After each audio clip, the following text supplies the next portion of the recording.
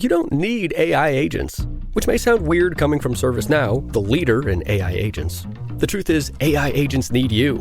Sure, they'll process, predict, even get work done autonomously. But they don't dream, read a room, rally a team, and they certainly don't have shower thoughts, pivotal hallway chats, or big ideas. People do. And people, when given the best AI platform, they're freed up to do the fulfilling work they want to do. To see how ServiceNow puts AI to work for people, visit servicenow.com. Esta es una producción de Marta de Baile. Ernesto Ávila tiene décadas cuidando a miles de mascotas en una de las ciudades más grandes del mundo. Aprende qué siente, cómo ve y cómo sentirte cerca de tu mascota, sea cual sea. Prepárate para entrarle con todo a la vida oculta de tu mascota en Mascotas SOS.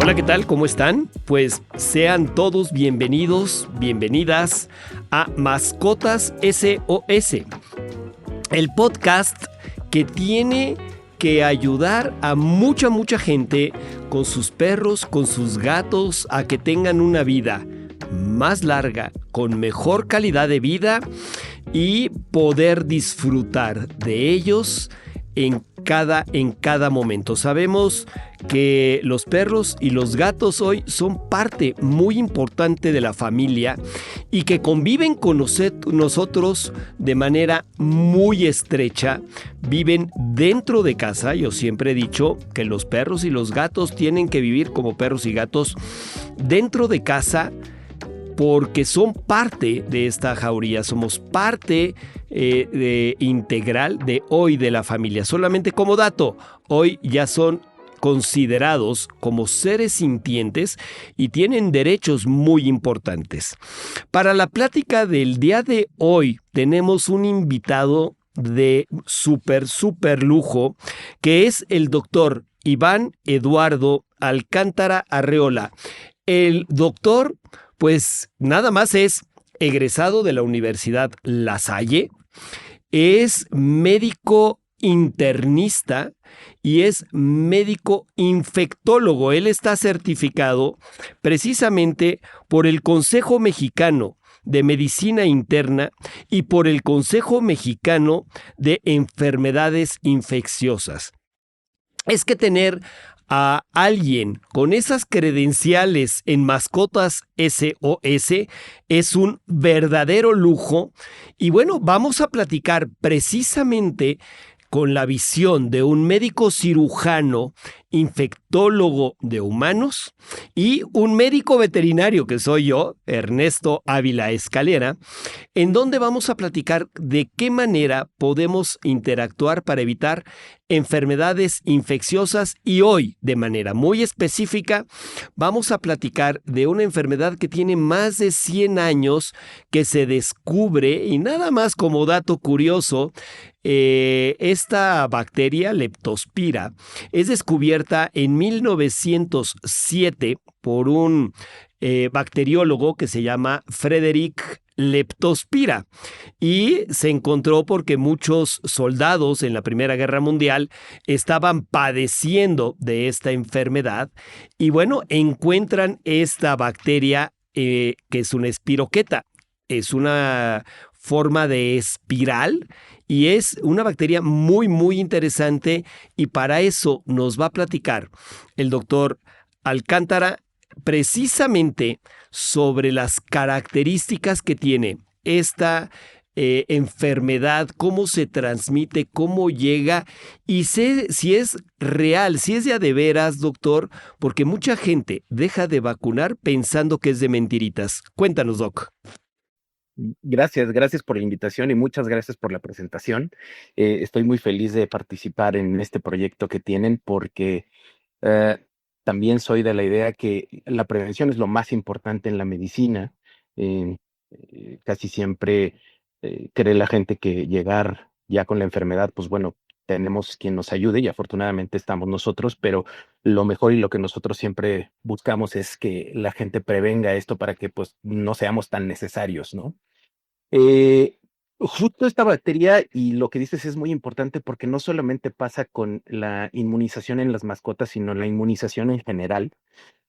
Muchas veces, y es parte de la historia de la vacunación en el mundo, la gente empieza a temerle a la enfermedad cuando hace muchos problemas, cuando provoca muertes, cuando provoca muchas enfermedades y cuando empieza a haber vacunas o algún tipo de prevención y permite que la enfermedad ya no la veamos, cuando ya no es tan prevalente, entonces la gente otra vez empieza a decir, eso no es real, no existe, eh, y entonces dejan de lado otra vez eso y empezamos a tener otra vez brotes, como ha pasado últimamente con sarampión, como ha pasado con eh, tosferina, etcétera, etcétera, ¿no? Entonces sí es muy importante y estoy contigo en que estos temas se tienen que platicar.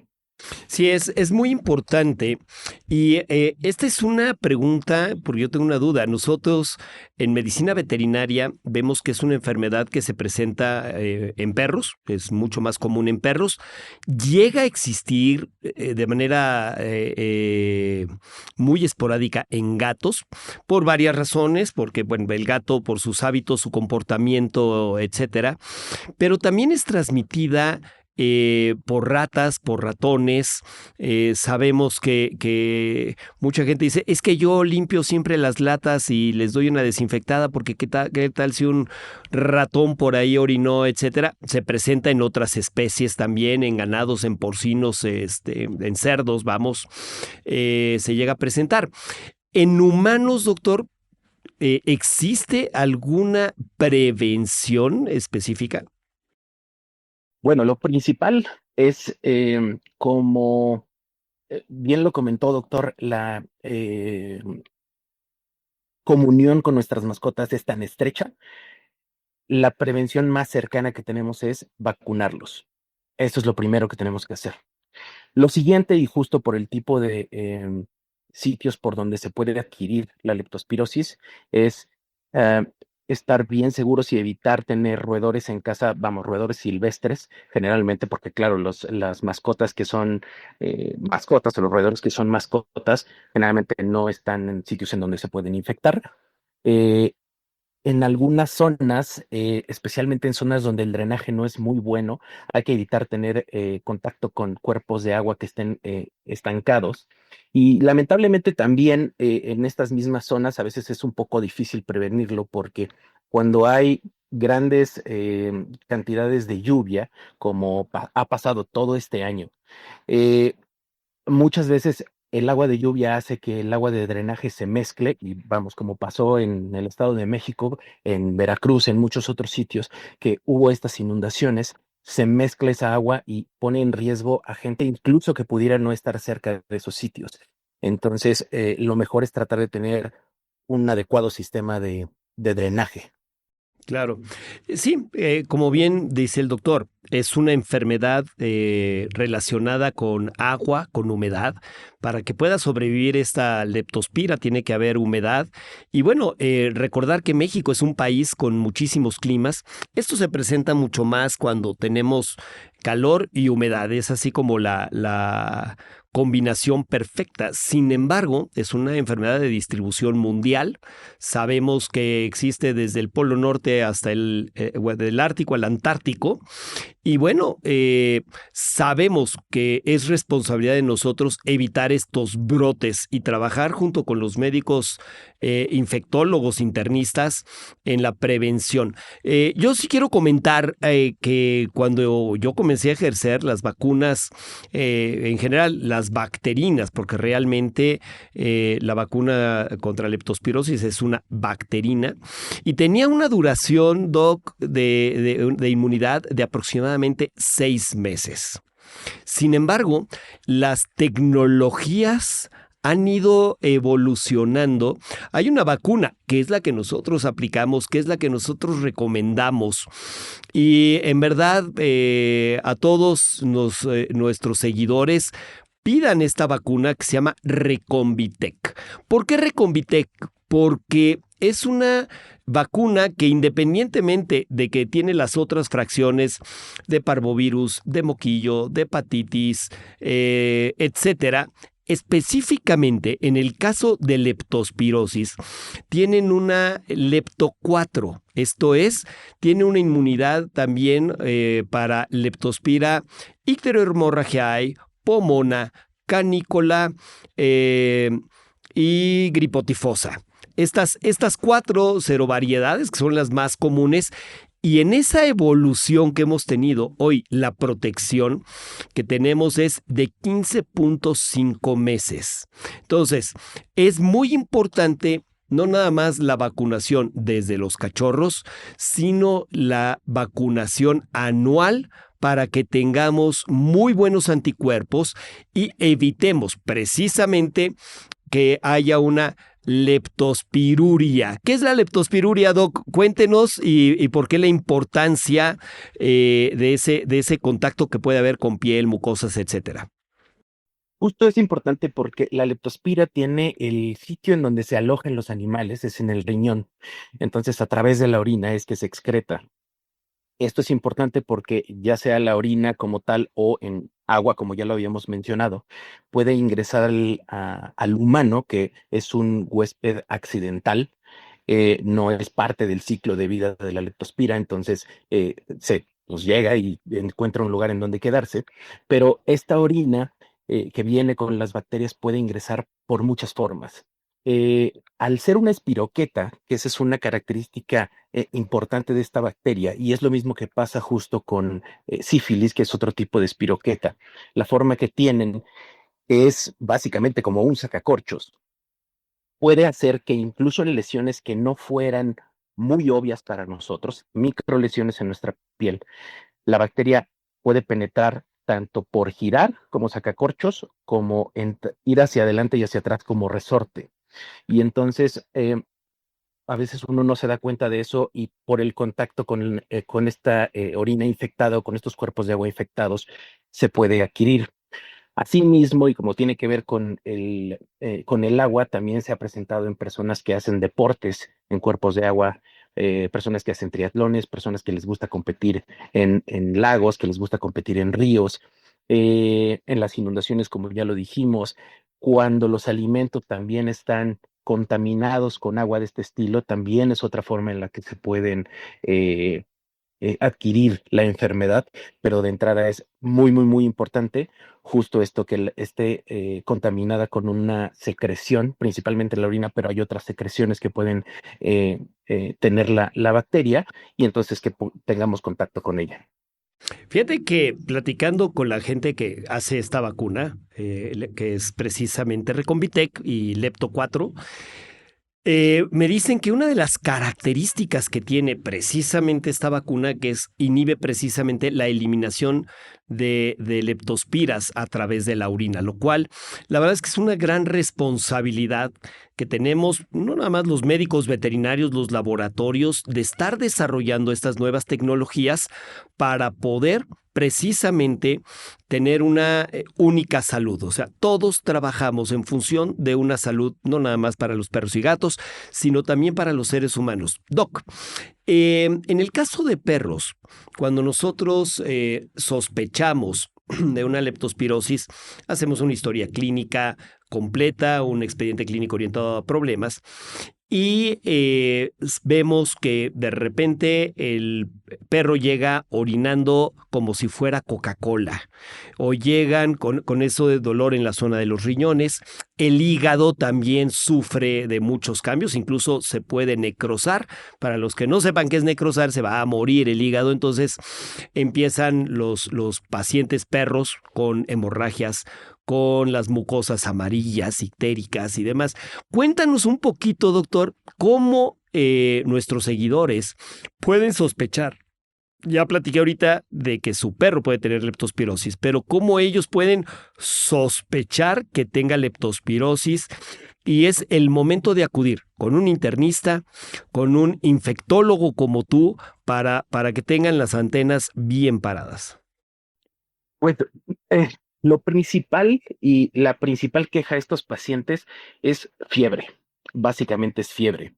Y esto es muy difícil porque fiebre te pueden dar muchas cosas, no solamente infecciones, sino incluso enfermedades inflamatorias pueden dar fiebre. Y generalmente la población en general piensan, bueno, si tengo fiebre tengo una infección y me parece que es la conducta adecuada porque es lo que, si es cierto que hay una infección, puede evolucionar rápido y causar bastante daño. Si es una enfermedad inflamatoria, generalmente se toma un poco más de tiempo.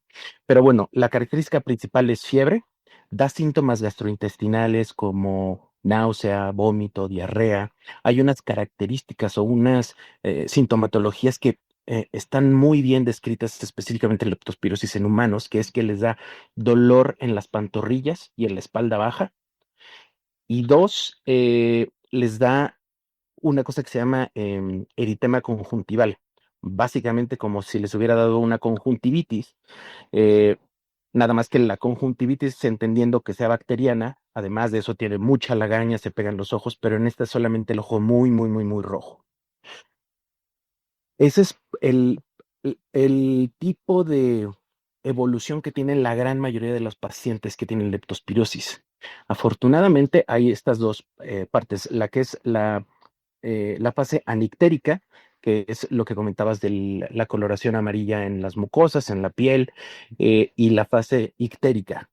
No es muy común que la coloración en los humanos, la coloración amarilla aparezca en los humanos, es más común que pase en todos los demás, por eso de repente es difícil diagnosticarla, porque no es de repente tan florida, porque cuando es tan florida y pasan a una fase ictérica, se pone en riesgo incluso la vida, porque en los humanos también dará alteraciones en el hígado, aunque no lo necrosa, sí le causa elevación de las bilirrubinas, sí causa falla renal, importante, incluso que los puede llevar a hemodiálisis, puede causar alteraciones en el corazón, arritmias específicamente, y puede causar también hemorragia alveolar. Esto es, ah, hay sangrado en el pulmón y eso los puede llevar incluso a un desenlace fatal.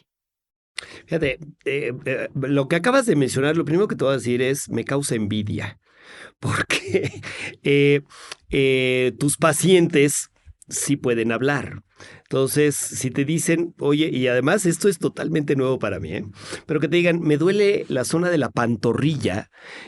Nosotros, la verdad es que el tema del dolor es mucho más difícil detectar las zonas de dolor. Hoy tenemos algunas otras técnicas para detección de dolor, procesos inflamatorios y demás. Pero bueno, qué maravilla que en el caso del humano te puede decir, tengo esta signología, cosa que los perros tenemos que nosotros detectarlo mediante otras técnicas diagnósticas. Doc, mencionabas también el tema de las hemorragias. Puede haber una hemorragia, sí, a nivel pulmonar, ¿no? Y tener signos como tos, etcétera. Pero en el caso de perros, esta falta de coagulación lo vemos como hemorragias petequiales, esto es, pequeños puntitos que vemos en la piel, pequeñas hemorragias chiquitas, chiquitas, chiquitas que vemos por todos lados. Esto, Doc, ¿en humanos se presenta? Sí se presenta, aunque no es muy común. Hay muchas, bueno, no muchas, pero hay algunas manifestaciones dermatológicas en los humanos. De repente pueden ser solamente manchas, como de un color rosa pálido. En algunos pacientes puede haber estas petequias, que son los puntitos rojos. En algunos otros pacientes puede haber una cosa que se llama púrpura, que son como moretones pequeños que generalmente se palpan. Un moretón cuando nosotros nos golpeamos no se siente, se siente la piel normal, duele, puede doler el moretón, pero no se siente elevado el moretón. En cambio, la púrpura son lesiones más pequeñas de color morado, por eso el nombre de púrpura, y generalmente se siente, si uno cierra los ojos puede delimitar perfectamente la lesión. De nuevo, no son las características más frecuentes, pero sí, por supuesto que lo pueden presentar. Excelente, Doc. Ya, llegamos a ese punto. Ya, eh, lo primero es, si tienes un perro que tiene estos signos clínicos que estuvimos mencionando, acude con tu médico veterinario para que él sea el que haga el diagnóstico. Pero si tú también, después de escuchar este podcast, sabes de alguien que vive en una zona húmeda o hay calor o que no tienen los cuidados adecuados y que son seres humanos que tienen estos síntomas, nosotros lo manejamos como signos, Doc, estos síntomas, acudir precisamente con tu médico internista, con tu médico infectólogo. No lo dejes para después. Doc, de manera muy breve, tú ya revisaste a este paciente, sospechas que tiene leptospirosis.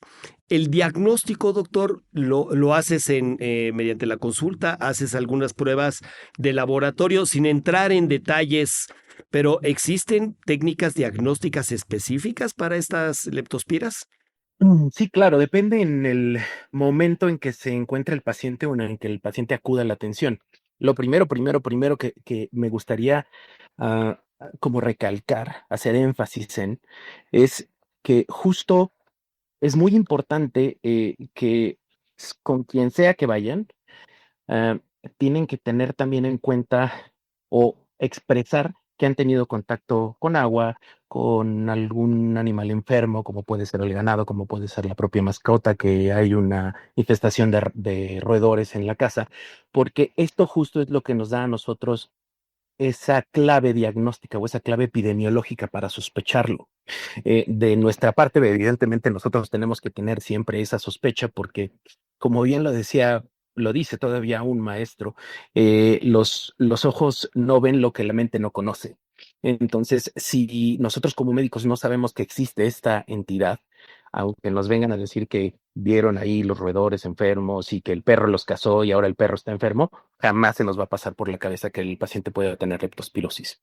Ahora, en cuanto al diagnóstico específico, depende, como te comentaba, el momento en el que el paciente llega, porque cuando llega el paciente durante la primera semana de fiebre, generalmente se puede identificar la bacteria por técnicas moleculares en la sangre.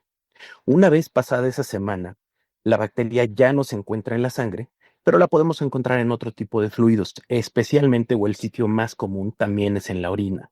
Y ahí podemos encontrar también por métodos moleculares. En la sangre podemos hacer búsqueda de anticuerpos. Los anticuerpos, para no meterme como mucho en detalle, nada más explicar un poquito, los anticuerpos es la memoria que tiene nuestro cuerpo de que ya tuvo contacto con este microorganismo y para la próxima ahí vamos a estar preparados. Entonces hay tipos de anticuerpos. Generalmente el hecho de tener los anticuerpos elevados no necesariamente es el diagnóstico, sino que se tiene que hacer 2 semanas después, más o menos, otra determinación de anticuerpos para ver que de la primera determinación a la segunda se elevaron y decir, esto sí es. Pero vamos, esperar 2 semanas en lo que el paciente tiene fiebre y le damos tratamiento y demás, la forma más específica para identificarlos con pruebas moleculares, ya sea en la sangre, en la orina, e incluso puede dar algunas manifestaciones neurológicas y se puede hacer también en el líquido cefalorraquídeo. Muy bien. Estas pruebas moleculares, muchos, ahora que tuvimos la pandemia, estaban familiarizados con el famoso PCR, ¿no? Entonces, ya es un método diagnóstico que lo tenemos afortunadamente a la mano en clínicas veterinarias y, bueno, en humanos en laboratorios especializados. Aquí es muy importante también exculpar. Hace ratito hablábamos de los roedores y otros, los cerdos y ganado que también pueden transmitir leptospira. Pero nosotros somos responsables en esta relación humano-perro de poderlos vacunar y ahí estamos disminuyendo de manera muy importante este riesgo para poder seguir teniendo a nuestros perros y a nuestros gatos con nosotros. Yo siempre he dicho que si llegas con un médico cirujano, un médico de humanos, vamos, y te dice, yo tengo a mi perro y a mi gato, vive conmigo, se sube a la cama y demás, y te dice el doctor, deshazte de tu perro, deshazte de tu gato, yo lo que les puedo decir es, desháganse de su doctor y bueno, vayan con un médico especialista como el doctor Iván Eduardo, que nos van a ayudar realmente a poder tener esta convivencia y vacunemos a nuestros perros ¿no? Vacunemos a nuestros gatos. Y de estas enfermedades, ya hablamos de esta bacteria, pero tenemos muchas otras de las que espero, doctor, podamos seguir platicando, ¿no? De repente hay otras, ¿no? Con gatos que llegan y vas con el ginecólogo y te dicen, deshazte de tu gato, deshazte del ginecólogo, cambia de ginecólogo, porque bueno, seguimos teniendo muchos métodos precisamente de control de vacunas, como precisamente Recombitec, que es una de las vacunas en verdad con una tecnología impresionante, lo que hoy están manejando tanto en recombinantes, en estas bacterinas, que tienes esta protección, vuelvo a insistir, de 15.5 meses, cuando antes eran protecciones de 6 meses. Doctor, tu paciente tiene leptospirosis, ya lo diagnosticaste, ¿se va a morir? No, si llega a tiempo, no. Tienen buena respuesta al tratamiento, pero de nuevo, si ya llegan a esta fase que denominamos ictérica, que ya tiene falla renal, tiene falla, eh, elevación de bilirrubinas, tiene lesión pulmonar, sí hay cierta mortalidad, más o menos como del 15-20%, que sí, no es nada despreciable. Incluso nosotros, mi socio y yo, siempre estamos platicando en cuanto a esta cuestión de porcentajes, y tanto a nosotros como a mi maestro nunca nos gustaba utilizar esa cuestión porque no es algo certero para empezar. Y si de repente así fuera el 0.5% de mortalidad, si te toca a ti, es el 100%. Entonces, y si se puede prevenir de una forma tan sencilla, vamos, yo creo que vale 100% la pena. ¿Es correcto? Doctor, algo que nos quisieras tú compartir, una experiencia personal, alguna recomendación específicamente en este tema de leptospirosis.